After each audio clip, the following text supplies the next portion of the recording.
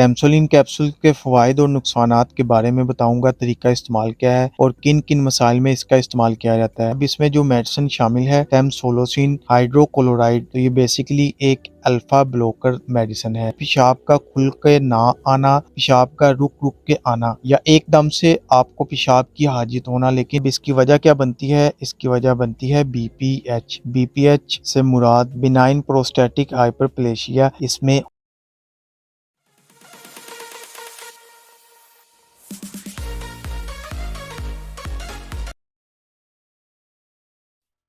अस्सलाम वालेकुम viewers, welcome करता हूं अपने YouTube channel and Facebook page पर। आज की वीडियो में हम रिव्यू करेंगे टेम्सोलिन कैप्सूल्स। टेम्सोलिन कैप्सूल के फ़वाइद और नुकसानात के बारे में बताऊंगा, तरीका इस्तेमाल क्या है और किन किन मसाइल में इसका इस्तेमाल किया जाता है। आप सबसे गुजारिश है कि मेरे चैनल हुसैन फार्मासिस्ट को सब्सक्राइब कर लें, वीडियो को लाइक कीजिएगा, बेल आइकन को भी जरूर दबाइएगा। तो चलते हैं अपने टॉपिक की तरफ। ब्रांड नेम है टेम्सोलिन 0.4 mg। गेट्स फार्मास्यूटिकल इसको बना रही है, जो कि एक अच्छी फार्मा है। 20 कैप्सूल्स होते हैं एक पैक में। अब इसमें जो मेडिसिन शामिल है टेम्सोलोसिन हाइड्रोक्लोराइड, तो ये बेसिकली एक अल्फा ब्लॉकर मेडिसिन है। इसका इस्तेमाल जिस मसले में सबसे ज्यादा किया जाता है, इसमें पेशाब से रिलेटेड मसाइल हैं, यानी कि पेशाब का खुल के ना आना, पेशाब का रुक रुक के आना या एकदम से आपको पेशाब की हाजित होना, लेकिन जब आप पेशाब करने बैठते हैं तो थोड़ा थोड़ा आपको पेशाब आता है और आप अपनी हाजत पूरी नहीं कर पाते। बाज़ औक़ात आप पेशाब करने के बाद भी फील कर रहे होते हैं कि मुझे तो अभी भी हाजत है, लेकिन मेरा पेशाब खारिज नहीं हो रहा। आपको रात सोते हुए जाग खुल जाती है, अचानक से जाग खुल जाती है और आपको ऐसे लगता है कि अभी मेरा पेशाब निकल जाएगा। तो इतनी तेजी से आपको ये फीलिंग आती है कि बस अब जो है कंट्रोल नहीं हो रहा, लेकिन जब आप जाके बैठते हैं तो बिल्कुल थोड़ा सा पेशाब आता है। तो ऐसी कंडीशंस में इसका इस्तेमाल करवाया जाता है। अब इसकी वजह क्या बनती है? इसकी वजह बनती है बीपीएच। बीपीएच से मुराद बिनाइन प्रोस्टेटिक हाइपरप्लेशिया। इसमें होता ये है कि आपका प्रोस्टेट ग्लैंड जो है ये इसकी एनलार्जमेंट हो जाती है, इसका साइज बढ़ जाता है, जिसकी वजह से आपके पेशाब खारिज होने वाले रास्ते पे दबाव आता है और आपका पेशाब जो है वो खुल के खारिज नहीं हो पाता। यह आपके मसाने पे और आपकी इस प्रोस्टेट ग्लैंड के मसल्स पर एक्ट करता है और इनको रिलैक्स करता है, जिसकी वजह से आपके पेशाब का फ्लो है वो बेहतर हो जाता है और आपको खुल के पेशाब आता है। आप अपनी हाजत पूरी कर पाते हैं और जो आपको थोड़ा थोड़ा पेशाब आ रहा था, ये कंडीशन जो है खत्म हो जाती है और आप खुल के पेशाब कर लेते हैं। तो ऐसी कंडीशंस में इसका इस्तेमाल करवाया जाता है। इसके अलावा प्रोस्टाइटिस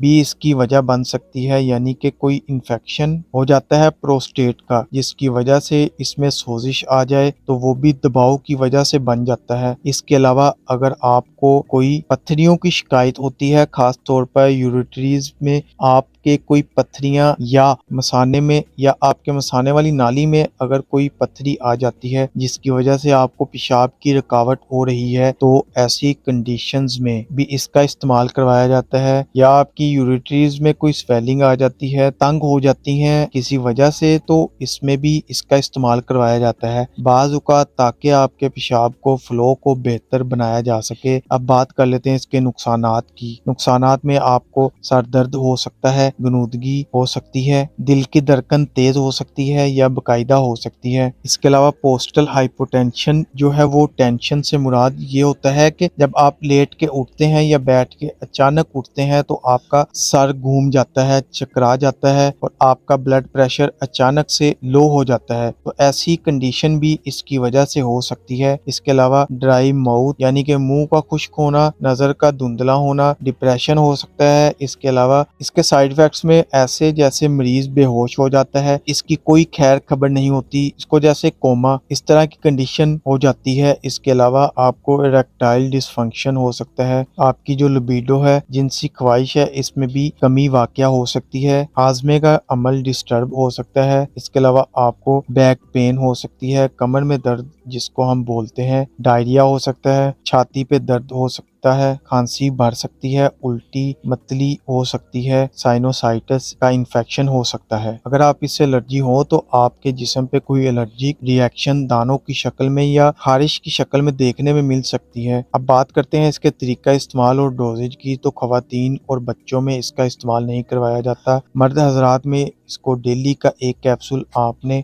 0.4 mg का इस्तेमाल करना है 1 गिलास पानी के साथ। लेकिन इसकी टाइमिंग का आपने खास ख्याल रखना है, यानी कि अगर आप इसे खाया है तो नेक्स्ट भी आपने डेली इसको सुबह ही खाना है। अगर रात में खाया है तो रात को ही खाना है। ये थी सारी डिटेल टेम्सोलिन 0.4 mg कैप्सूल के बारे में। उम्मीद करता हूँ वीडियो पसंद आई होगी, तो वीडियो को लाइक और शेयर जरूर करें। चैनल पर नए हैं तो चैनल को सब्सक्राइब करना ना भूलें ताकि नेक्स्ट वीडियो की नोटिफिकेशन आपको मिलती रहे। शुक्रिया, अल्लाह हाफिज।